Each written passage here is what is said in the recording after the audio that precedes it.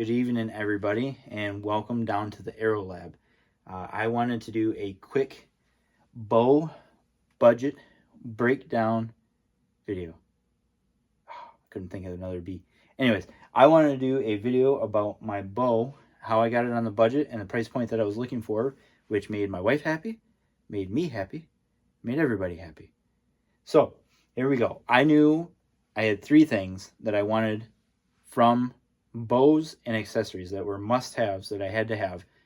I wanted to shoot an elite bow, not just an elite as in ranking bow. I wanted to shoot a bow from Elite Archery, and it had to have their set technology, which basically allows the limbs to be canted in the pockets and allows you to tune your bow yourself.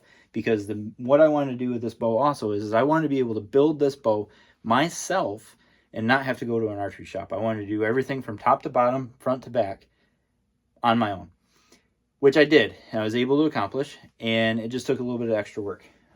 But like I said, I ended up going with the Elite Archery Enkore in their Kuyu pattern, which I love. Kuyu pattern. It looks great. Like, you know, it's they say you look good, you hunt good, or at least you feel good about it. I do. I like it. And I have it currently set to a 28-inch draw, 70 pounds peak draw weight. The bow's got a smooth draw cycle. It's got a great back wall. It's got that elite dink. If you shoot an elite, you'll know what I'm talking about. It shoots great. It shoots flawless. And I'll probably never shoot a different bow manufacturer for the rest of my life. I'll shoot an elite as long as I can.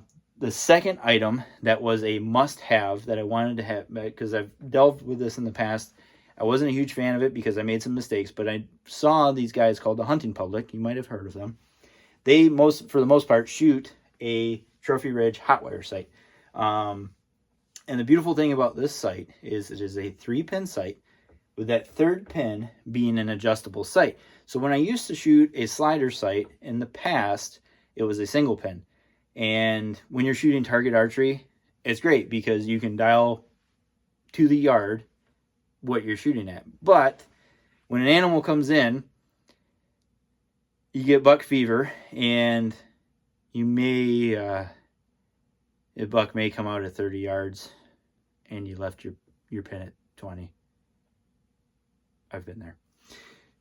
And you've missed deer. And the beautiful thing about this sight then at this point is that it has a fixed pin at 20 and it has a fixed pin at 30, which are great because then you don't have to worry about them. They're set.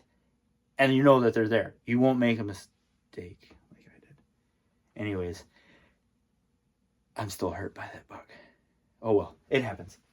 But the beautiful thing about it then is that it has that third pin that you can adjust anywhere from that bottom sight that you have, that's the last fixed pin, down basically to the bubble. So depending on the speed of your bow, you could get up to 100 yards out of it, or you could, like my bow, the most I can shoot out to is 70. Which is great. I mean, I'm never going to take a shot at an animal past 70. I've pretty much limited myself to 30 yards. Unless conditions are right, I may take a shot a little bit further, but it's not going to be much further. But that was my second must-have on the bow. A couple nice-to-have options that they work, and some of them I'm gonna jump into it a little bit. One of the issues that I have with one of the items that I've added to my bow.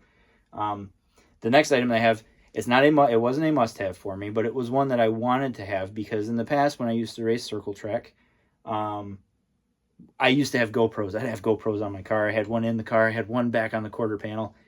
And it was cool having video footage. And I can go back and I can relive the days of racing, right? And I watch videos from 2011 and my daughters think I'm weird and that I don't look the same, which I don't know if that hurts.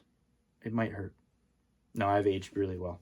Anyways, the next item that I added to my bow that was a really great option, and I love it because it allows me to go back and look at shots and to see whether or not if the deer moved and maybe the shot is like a one lung liver situation or if it's a double lung Boilermaker and let's go get them, right?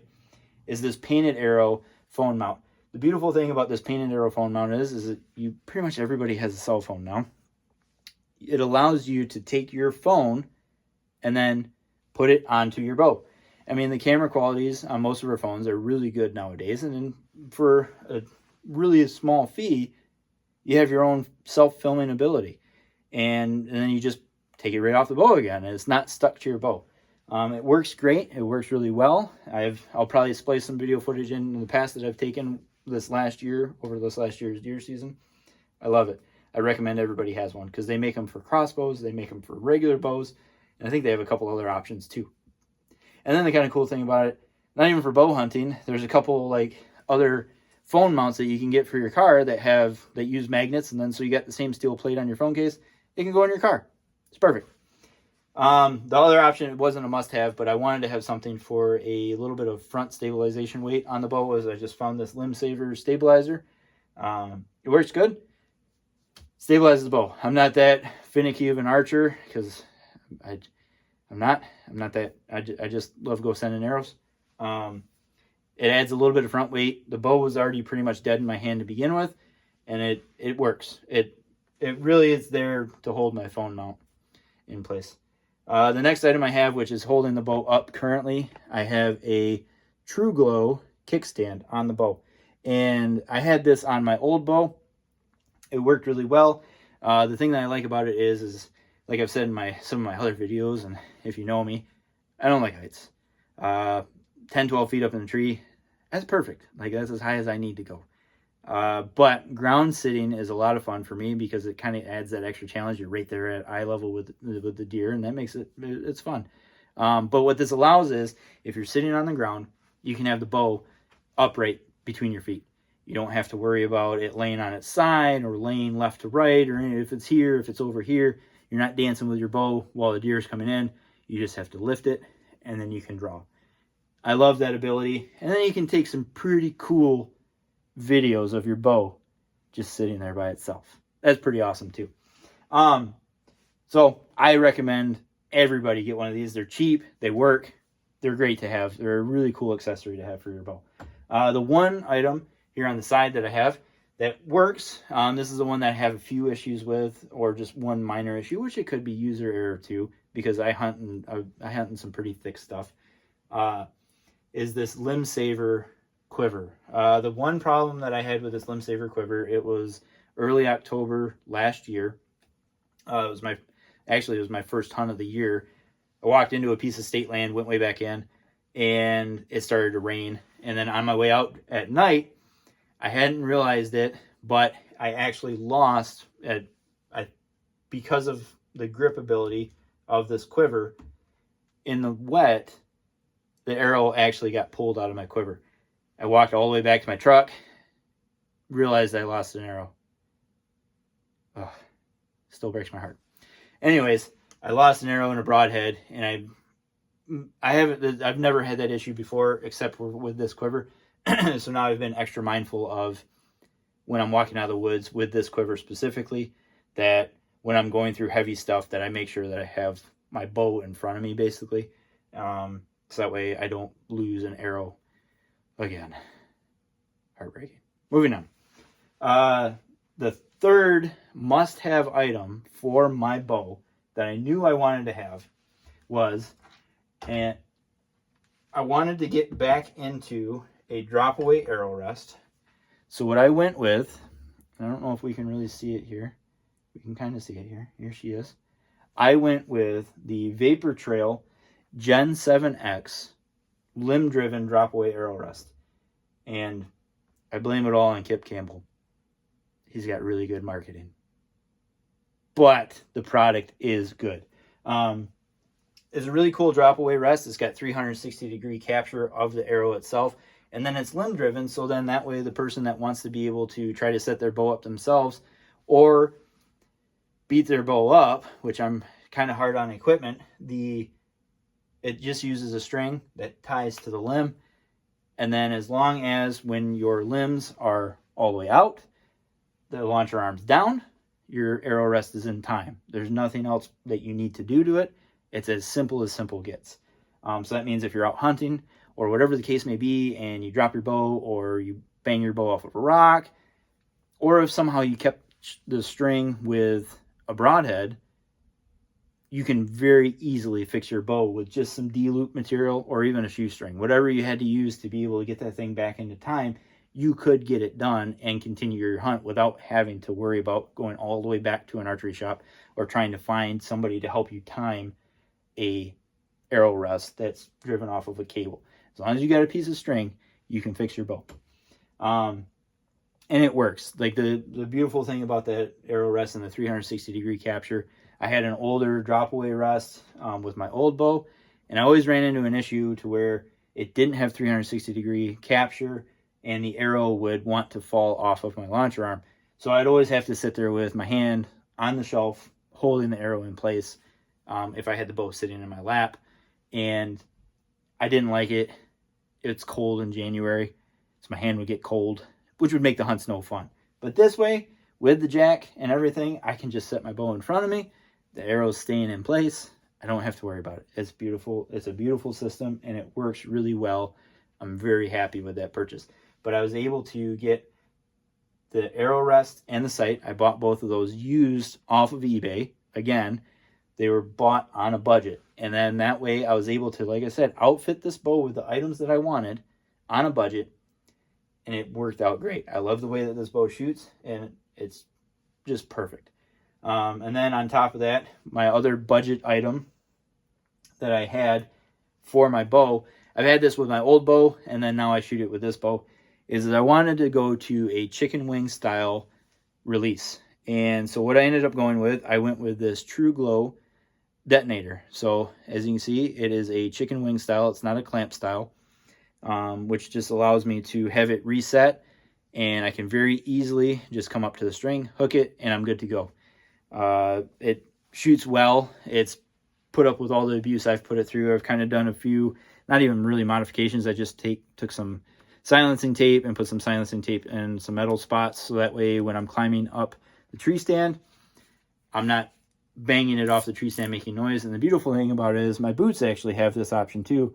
They have this BOA clamp on this release, which allows me to just ratchet it down. My release is in the same spot. There's no buckles or anything to mess with. It just clamps into the same spot every time. And it works. It works really well. It didn't break the bank, and it still shoots. And I think I've been shooting this release probably 3-4 years now. And I shoot my bow a lot, and it works really well. On the string itself, I just went with it, just the standard peep sight, nothing crazy. It's just tied in myself, which I was pretty proud of. That it didn't fly out. That was pretty cool. I did go with a Bowmar nose button. I shot that on my old bow, and then I wanted to carry it over to this bow. They work really well. They help with that tactile feel on the tip of your nose. A kisser button wouldn't work for me because I wouldn't be able to feel it. But it just helps with that tactile feel to make sure that your anchor is consistent and in the same spot every time. I tied my own D-loop in, and I always used to think that that knot was black magic, because how in the world are those two tiny knots holding that string? But they do, and they're not as difficult to tie as I thought they were, and it's pretty cool. There's a lot of good YouTube tutorials on how to tie in your own peep sights and how to tie in your own D-loops, and I recommend them. I think that everybody should be able to at least know basic knowledge of how to work on their own bows and how to fix them if they need to, and you can with just a little bit of research. The last thing I want to cover, and it wouldn't be a hunting video or one of my hunting videos without talking about it, is the Cirrus Archery products, okay? I'm going to touch on them. You know I'm going to touch on them. I love their products. I have some new shafts here that I'm going to mess with in a little bit. I shoot the Cirrus Vulcans. I love these arrow shafts, and the reason I love them is because when I hunt on a budget, they are more expensive. I'm not going to lie to you at that.